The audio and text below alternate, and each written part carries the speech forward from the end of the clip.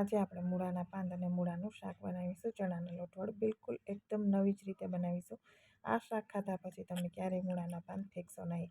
તો મૂળાના પાનને ધોઈ અને મૂળાના પાનને આવી રીતે ઝીણા સમારી મીઠું નાખી અને સાઈડમાં મૂકી દેવાના છે. હવે આપણે ગેસ ઉપર પેન રાખી વઘાર કરી દઈશું. તેલ થોડું વધારે લેવાનું, કેમ કે લોટવાળી ભાજી છે, તેલનું પ્રમાણ જોશે. જીરું, અજમા, હિંગ, આદુ મરચાંની પેસ્ટ, તમે લસણની પેસ્ટ પણ અહીંયા નાખી શકો છો. બધી વસ્તુઓ સતળાઈ જાય ત્યાર પછી આપણે એની અંદર ટામેટાની પ્યુરી નાખી દઈશું. તો લસણ અને ડુંગળી તમને પસંદ હોય તો તમારે નાખવાના. મેં લીલી હળદરનો ઉપયોગ કર્યો છે. શિયાળો છે તો તેલમાં પહેલાં લીલી હળદર નાખી 2 મિનિટ સાતળી અને પછી ટમેટાં છે એક રસ કરેલા મેં નાખી દીધા હતા. તો ટમેટાની ગ્રેવી અહીં 3 મોટા ટમેટાં નાખી ગ્રેવી બનાવી હતી. અને આ શાક છે મૂળાનું બિલકુલ અલગ રીતે જ આપણે અલગથી મેથડથી બનાવીશું, જેથી એની ભાજી છે એક બહુ જ સરસ એવી બનીને તૈયાર થશે. રેગ્યુલર મસાલા કરી દેવાના.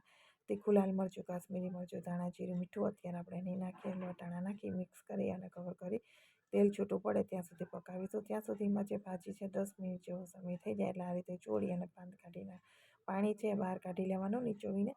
આ જે મેથડ છે મોસ્ટ ઇમ્પોર્ટન્ટ છે, જેથી ભાજીનો સ્વાદ બહુ જ સરસ એવો આવે છે. લાગશે જ નહીં કે મૂળાનું શાક છે. તેલ છૂટું થઈ ગયું છે તો મૂળાનું જે ભાજી નીચોવીને રાખી છે એની અંદર નાખી અને કૂક થવા દેવાની છે. તો જે મસાલા છે એકદમ સરસ રીતે મૂળાના સાથે લાગી જાય. તો કવર કરી અને 2 થી 3 મિનિટ લો ફ્લેમ ઉપર આપણે રહેવા દઈશું. તેલ થોડું છૂટું પડે ત્યાં સુધી, જેથી મસાલા છે એકદમ ચડી જશે અંદર. તો અહીંયા આપણે તેલ છૂટું થઈ ગયું છે, એકદમ સરસ એવા મૂળાની સાથે મસાલા છે એ ચડી ગયા છે. તો હવે આપણે એની અંદર કિચન કિંગ મસાલો અને ગોળ નાખીને મિક્સ કરી દેવાનો છે. આ 2 વસ્તુ બિલકુલ સ્કીપ નથી કરવાની. પંજાબી ગ્રેવીનો મસાલો હોય તો એ પણ નાખી શકાય. કિચન કિંગ નાખવાનો ના હોય તો સેવ ઉસળનો નાખવાનો પણ. આ મસાલા નાખશો તો શાકનો સ્વાદ ડબલ થઈ જશે. હવે મીઠાવાળું પાણી હતું એ નાખી દીધું, અડધો કપ બીજું પાણી નાખી મિક્સ કરી 5 મિનિટ માટે આપણે ગેસ ઉપર રાખી દઈશું. તેલ છૂટું પડે ત્યાર પછી આપણે ચણાનો લોટ છે 2 થી 3 ચમચી માથે વેરી દેવાનો છે. તો એકદમ અલગ રીતે જ આપણે મૂળાનું શાક બનાવીને તૈયાર કર્યું છે.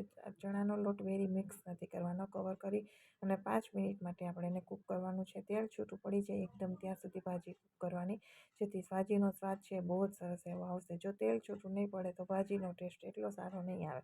જેથી ખુલ્લું થોડી વાર રાખી દઈએ. તેલ છૂટું થઈ ગયું છે, શાક બનીને રેડી થઈ ગયું છે.